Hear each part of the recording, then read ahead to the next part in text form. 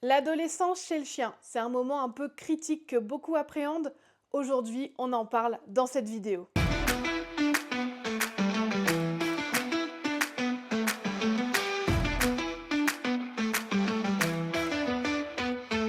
Coucou les petits potes, j'espère que vous allez bien. Aujourd'hui donc, on va parler de l'adolescence chez le chien.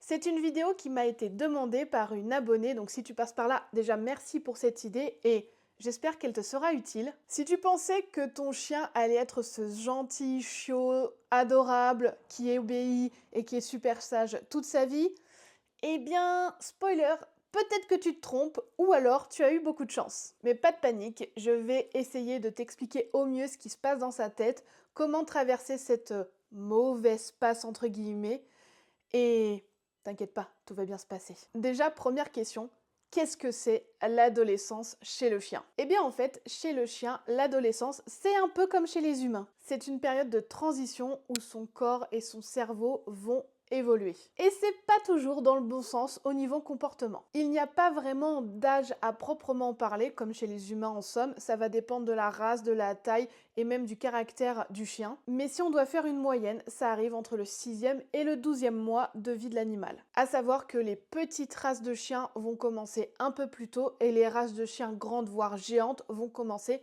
un petit peu plus tard. Ce qui change, c'est que son corps grandit de manière importante et que surtout les hormones, et en particulier les hormones sexuelles, commencent à se mettre en place. Ce qui influe un peu un changement au niveau de comportement et comment dire, dans certains cas, ça peut devenir un peu rock'n'roll.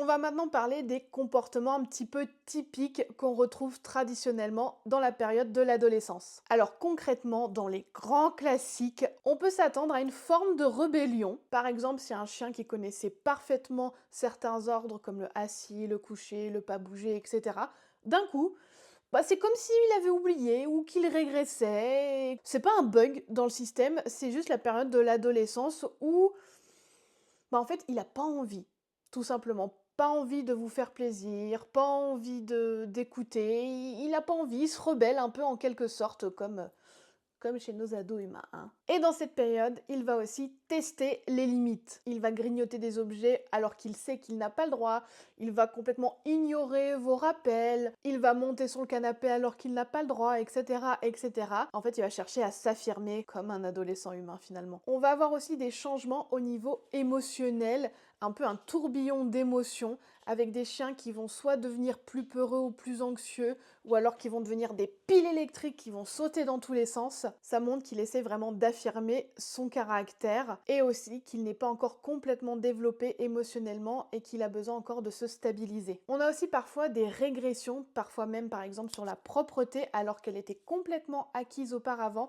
Dans cette période, ça reste relativement rare, mais on peut avoir des chiens qui vont régresser au niveau propreté et donc il faut un petit peu reprendre ce qu'on avait mis en place lorsqu'il était chaud pour lui montrer la voie. C'est assez rare heureusement, mais ça peut arriver. On a aussi les relations avec les autres chiens qui vont évoluer, soit vers une attirance importante, souvent vis-à-vis du sexe opposé, parce que voilà, on a cette montée d'hormones sexuelles et donc la puberté qui se met en place, mais aussi parfois une volonté de dominer, par exemple entre chiens mâles, ça arrive assez fréquemment de vouloir dominer, de vouloir s'imposer, montrer qu'il est le plus fort, etc.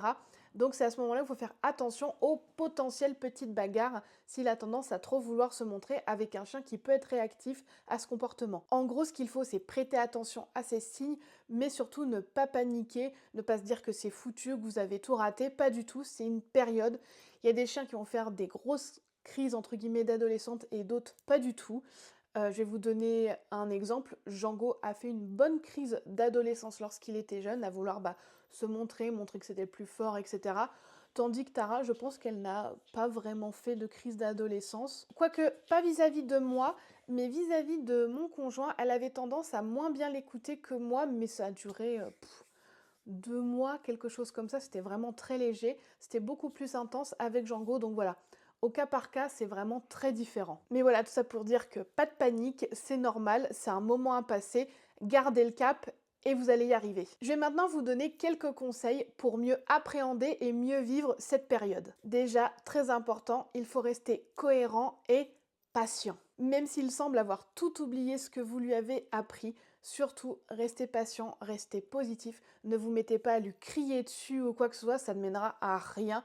Restez dans la même attitude que vous avez jusqu'à maintenant pour lui apprendre tout ce que vous lui avez appris. Et si vous aviez un petit peu arrêté d'utiliser des friandises, pourquoi pas les réintégrer pour le restimuler positivement et lui redonner envie de vous écouter et d'apprendre. N'hésitez pas à le stimuler un peu plus mentalement, que ce soit avec des jeux d'intelligence, des jeux de flair, des balades avec plus d'activités olfactives, etc. Car un chien qui va être bien stimulé mentalement va fatiguer, en plus de la fatigue physique, et donc être un petit peu plus calme. Avoir une activité physique adaptée, donc selon le tempérament. Par exemple, un chien qui va être une pile électrique qui va péter le feu, n'hésitez pas à rallonger les balades, à rallonger les interactions ou les jeux avec d'autres chiens pour que ça le fatigue et qu'il soit plus calme à la maison.